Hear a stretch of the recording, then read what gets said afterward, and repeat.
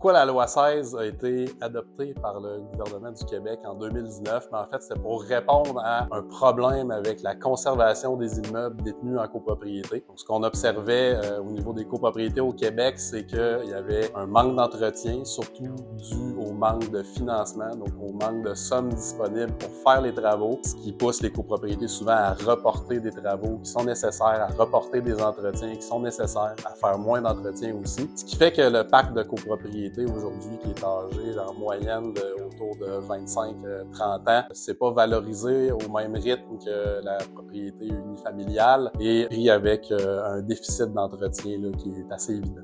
Une des raisons pourquoi le gouvernement a adopté le projet de loi 16 en 2019, c'était aussi pour répondre à un besoin de transparence envers les acheteurs de condos. Donc, s'assurer que les acheteurs de condos auraient accès à un ensemble d'informations minimales pour être capable de prendre une bonne décision. C'est ce qui a été adopté via le projet de loi 16 avec l'attestation du syndicat sur l'état de la copropriété qui vient renseigner tout acheteur de condos sur une panoplie d'informations, autant sur la gestion technique de l'immeuble que l'administration financière de l'immeuble.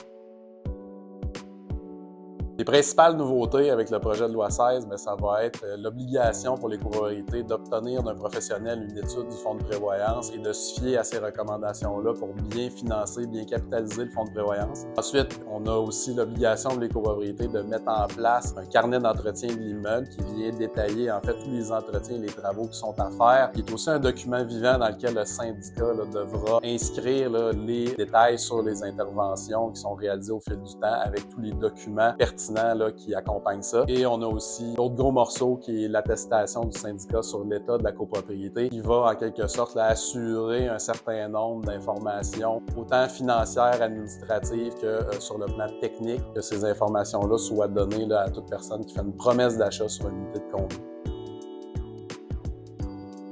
Les grands bénéfices du projet de loi 16, en fait, il y en a plusieurs, mais si on les résume, premièrement, c'est pas tout le monde qui est un expert sur la gestion technique d'un immeuble. Donc, d'avoir un carnet d'entretien, ça va permettre à n'importe qui n'a pas les connaissances techniques adéquates de savoir ce qu'il y a à faire pour maintenir l'immeuble en bonne condition, d'avoir une planification des travaux majeurs qui seront à faire également à court, moyen, long terme. L'autre bénéfice, c'est d'avoir l'argent pour faire ces travaux-là. Donc, avec l'étude du fonds de prévoyance, savoir combien on doit mettre dans le fonds de prévoyance chaque année pour s'assurer d'avoir l'argent au moment où les travaux majeurs ou les remplacements sont requis.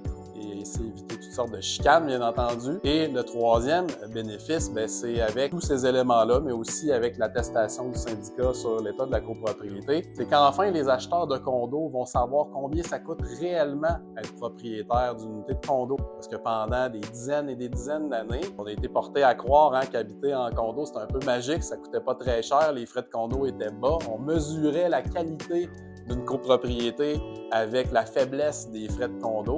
Alors qu'en réalité, c'est important d'avoir des frais de condo qui sont adaptés à l'immeuble, qui sont adaptés à ses besoins présents et aussi futurs. Donc, pour la première fois au Québec, les gens qui achètent des condos pourront avoir leur juste sur ce que ça coûte réellement d'être propriétaire d'une unité de condo.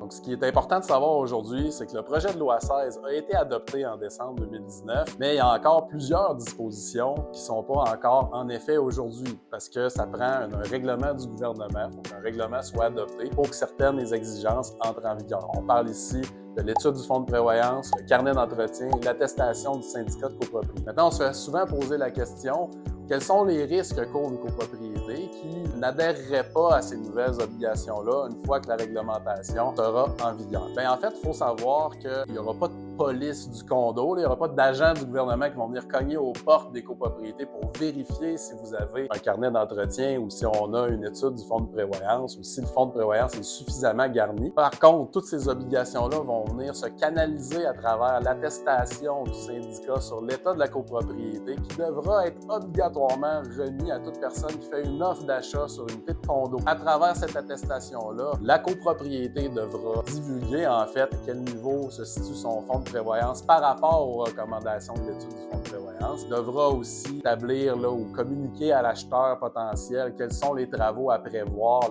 dans les prochaines années. Donc, c'est sûr qu'un acheteur qui n'aurait pas réponse à ces questions-là, qui ne serait pas à même de pouvoir évaluer la suffisance du fonds de prévoyance, tout ça va rendre cette copropriété-là, bien évidemment, moins attractive pour les acheteurs potentiels.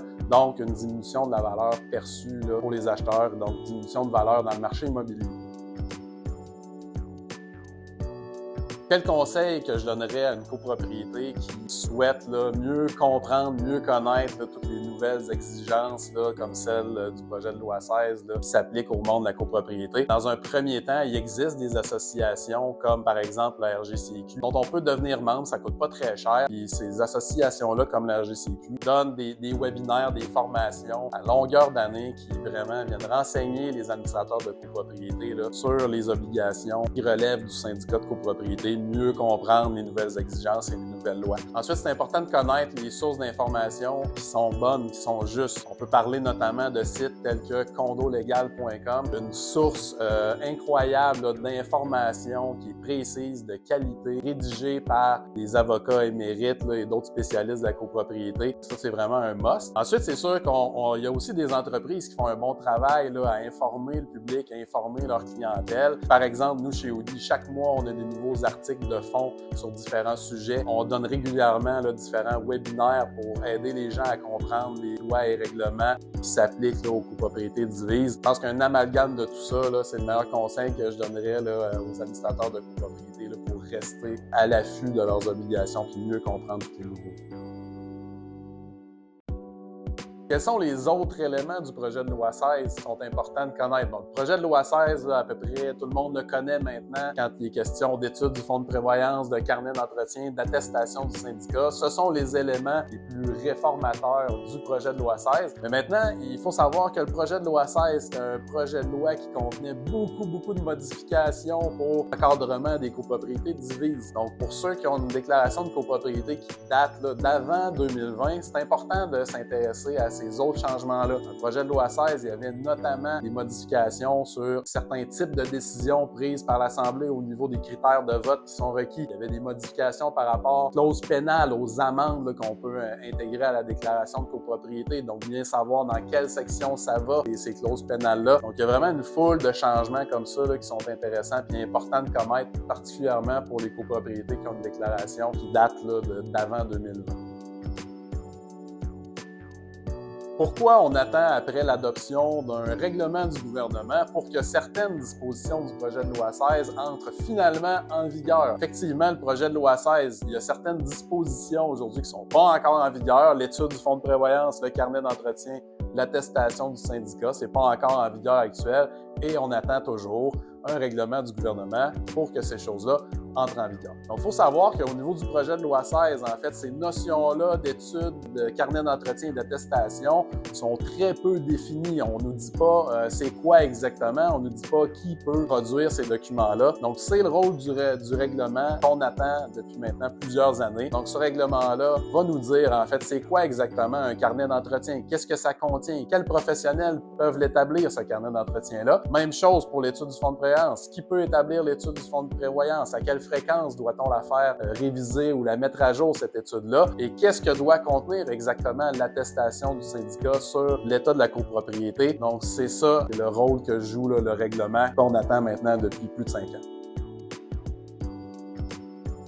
Est-ce qu'il y a des échéances à connaître, des dates importantes à connaître par rapport aux grandes nouvelles obligations issues du projet de loi 16 une fois que le règlement va être adopté? Bien, il est là le nœud du problème, en fait. C'est tant aussi longtemps qu'on n'aura pas un règlement qui est adopté en bonne et due forme, c'est impossible de donner une date à partir de laquelle ces exigences-là vont entrer en vigueur. Si quelqu'un prétend connaître cette date-là, que ce soit un professionnel, un non-professionnel, l'administrateur de la copropriété voisine, le grand-père, le neveu, l'oncle, la tante, la petite sœur, bien, sachez que c'est impossible aujourd'hui de définir une date puisqu'elle n'existe pas. Ce qu'on sait par contre, c'est qu'une fois que la réglementation va être adoptée par le règlement et entrera officiellement en vigueur, les copropriétés existantes auront 3 ans pour faire établir leur carnet d'entretien et auront 3 ans pour faire produire une étude du fonds de prévoyance. Quelle est La date limite au bout de ces 3 ans-là, impossible de répondre puisqu'on ne connaît pas la date de départ. Le compte à rebours n'est pas commencé. Ce qui est important de savoir aussi, c'est qu'une fois que la réglementation va entrer en vigueur au niveau de l'attestation du syndicat sur l'état de la copropriété, ça entrera en vigueur immédiatement à l'adoption du règlement. Il n'y aura pas un délai de 2-3 ans là, pour se conformer.